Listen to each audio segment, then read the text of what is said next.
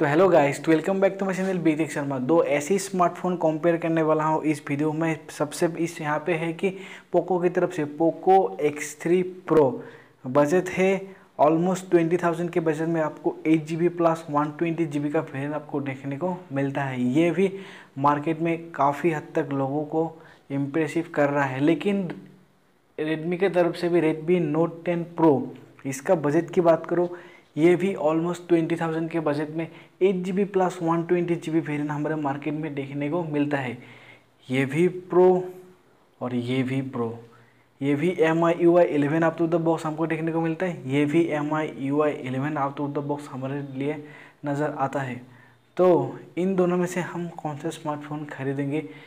दोनों भी प्रो है, लेकिन दोनों में आखिर क्या क्या डिफरेंस हमको देखने को मिलता है, दोनों स्मार्टफोन का प्लस पॉइंट क्या है, माइनस पॉइंट क्या है, सब कुछ इस वीडियो में आपको मैं बोलने वाला हूँ। अगर आप स्मार्टफोन कंपेयर देखना पसंद करते हो तो इस चैनल को सब्सक्राइब कर लेना, ताकि मेरे ही ऐसे चैनल में बहुत सारे वीडियो स्मार्टफोन कंपेरिजन में बना रहता हूँ। तो सबसे पहले कंपेयर होगा डिस्प्ले के ऊपर। डिस्प्ले में दोनों स्मार्टफोन में एक ही जैसा साइज देखने को मिलता है।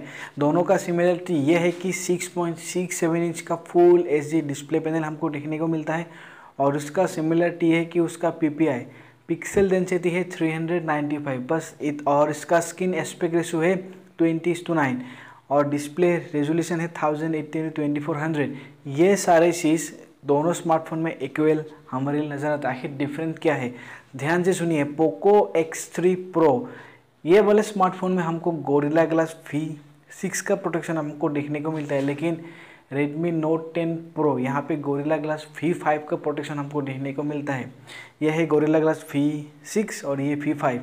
लेकिन और एक इसका मेन डिफरेंस ये आता है कि Redmi Note 10 Pro आता है एमोलेड डिस्प्ले पैनल के साथ, जिसका रिफ्रेश रेट है 120 और HDR10 तक का भी ये सपोर्ट करता है। लेकिन पोको X3 में आपको देख सकते हो इसमें भी 120 हर्ट्ज का रिफ्रेश रेट हमको देखने को मिलता है, लेकिन इसका एमोलेड ये डिस्प्ले नहीं है, ये बस IPS डिस्प्ले यहाँ पे लगाया गया है।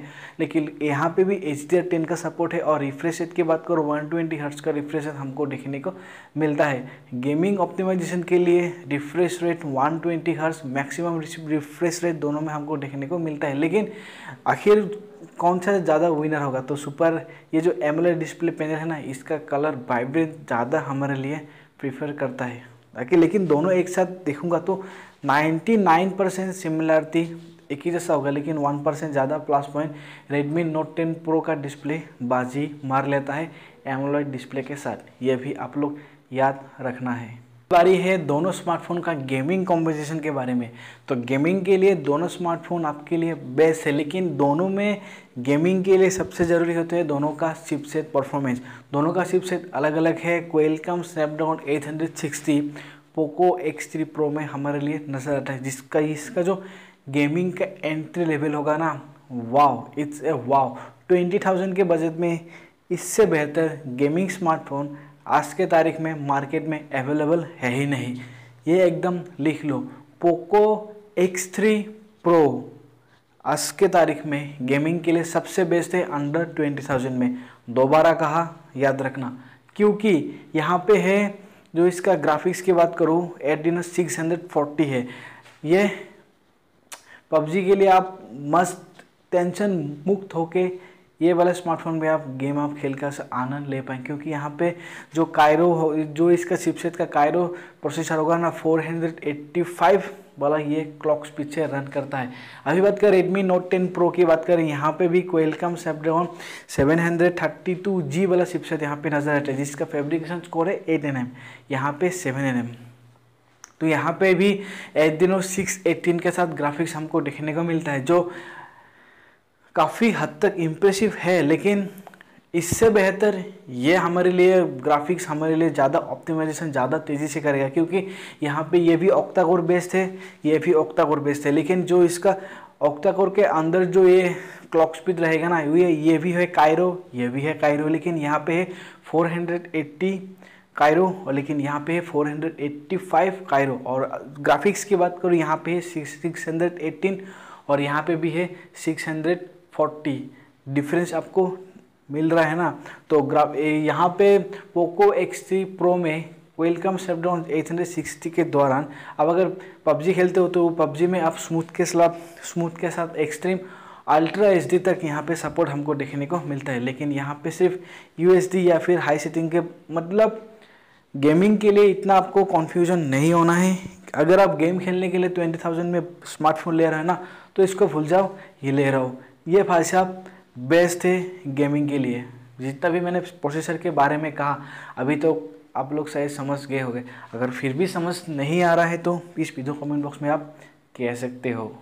अगर आप एक कैमरा के लिए स्मार्टफोन खरीदने के लिए सोच रहे हो कि दोनों में से आखिर बेस्ट कैमरा आपके लिए कौन सा होगा, तो जी हाँ, मेरे पास है इसका full to information. Poco X3 pro की बात करूँ, यहाँ पे भी है क्वाड कैमरा सेटअप। 14 मेगापिक्सल इसका मेन सेंसर होगा, 8 मेगापिक्सल होगा इसका वाइड एंगल और 2 मेगापिक्सल होगा इसका माइक्रो और 2 मेगापिक्सल इसका डेप्थ सेंसर।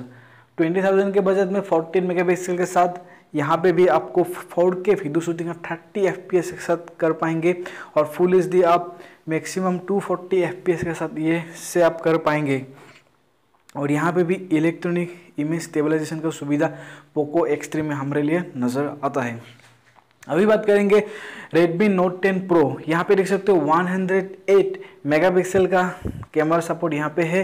8 मेगापिक्सल है इसका वाइड एंगल, 5 मेगापिक्सल है इसका माइक्रो और 2 मेगापिक्सल इसका डेप्थ सेंसर। लेकिन मज़ेदार बात ये यहाँ पे मेंशन किया गया है कि यहाँ पे देख सकते हो कि 4K वीडियो शूट यहाँ पे 30 FPS कर पाएंगे, लेकिन 1080 30 FPS के साथ और 60 FPS के साथ कर पाएंगे। लेकिन यहाँ पे 14 मेगापिक्सल है, इसके बावजूद भी यहाँ पे मैक्सिमम जो है 240 FPS के साथ आप फुल HD वीडियो शूट आप कर पाएंगे।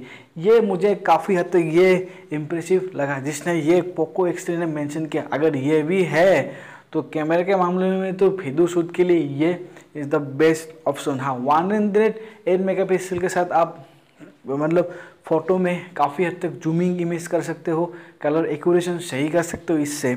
तो कैमरा के लिए अगर आप कैमरे के लिए इतना भी कंफ्यूजन होने का ज़रूरत नहीं है।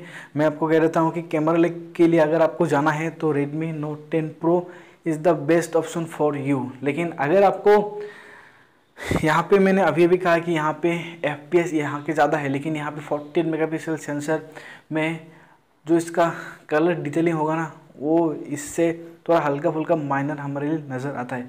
तो कैमरे के लिए मैं कहना चाहता हूँ कि ये भाई साहब बेस्ट ऑप्शन, ये भी बेस्ट है, ये भी बेस्ट है। लेकिन कैमरा के लिए MI, गेमिंग के लिए पोको X3। आगे बढ़ते हैं, इसका 3.5 mm का जैक का सुविधा दोनों स्मार्टफोन में हमारे लिए नज़र आता है। ये कम से कम बहुत ही अच्छा किया। आजकल काफ़ी स्मार्टफोनों में क्या कि 3.5 mm जैक का सुविधा हमको देखने को नहीं मिलता है। दोनों में आपको ब्लूटूथ सुविधा की बात करूँ, यहाँ पे 5.0 और यहाँ पे 5.1 का सुविधा हमको देखने को मिलता है। और UFS Type-C USB 2.0 on the go यहाँ पे चार्जिंग का सपोर्ट यहाँ पे देखने को मिलता है। अभी बारी है बैटरी सेगमेंट के ऊपर। बैटरी है मेन खास चीज़। तो सबसे पहले बात करेंगे पोको X3 और Redmi Note 10 Pro। दोनों का खास बात यह है कि दोनों में आपको 33 वाट का फास्ट चार्जिंग टेक्नोलॉजी हमको देखने को मिलता है। लेकिन बैटरी कैपेसिटी की बात करो, पोको X3 के पास है 5160 और Redmi Note 10 Pro यहाँ पे है 5020 mAh का बैटरी सेगमेंट हमको देखने को मिलता है। तो दोनों का ही बैटरी आउटपुट टाइम 59, एक घंटे में आपको 59% चार्ज होता है 30 मिनट में। दोनों का ही मैक्सिमम कैपेसिटी है। तो यहाँ पे अगर आप इतने भी कंफ्यूजन हो रहे हो ना, अभी तक शायद आपने मेरे इस वीडियो अभी तक अगर जिस बंदे ने यहाँ तक इस वीडियो को देखा, उन लोग को शायद अभी उनका कंफ्यूजन दूर कर दिया। तो इसलिए मैंने कैमरा के बारे में पूरा डिटेल से मैंने इसलिए कह दिया। तो गेमिंग प्लस कैमरा मेरे ख्याल से यही लेना बेस्ट रहेगा, ये मैंने आखिर में कहा। अगर वीडियो कंप्लीट देखे हो तो मैं कैसा कह सकता हूँ, अगर आपके पास 20,000 बजट हो, दोनों देख रहे हो ना, तो इसको छोड़ ही दो, ये ले लो, क्योंकि performance is the best option for us. तब तक आज के लिए प्रभु का नाम, जय श्री राम।